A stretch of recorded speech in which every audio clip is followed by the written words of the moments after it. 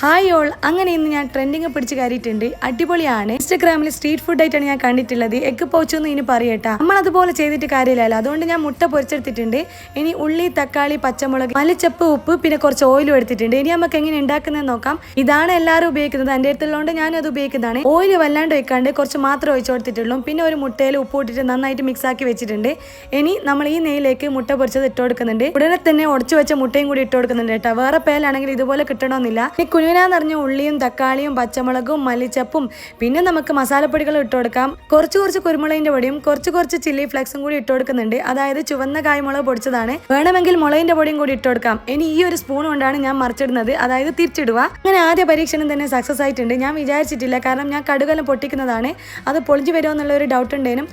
അങ്ങനെ നല്ല സ്മൂത്തായി നല്ല ഫ്ലഫി ആയിട്ട് നമുക്ക് കിട്ടിയിട്ടുണ്ട്. അടിപൊളിയായിട്ടുണ്ട്. ഈ ട്രെൻഡ് മോശമില്ല, അടിപൊളിയായിട്ടുണ്ട്. എല്ലാവരും ഒന്ന് ട്രൈ ചെയ്ത് നോക്കുക കേട്ടോ. സൂപ്പർ ആയിരിക്കും.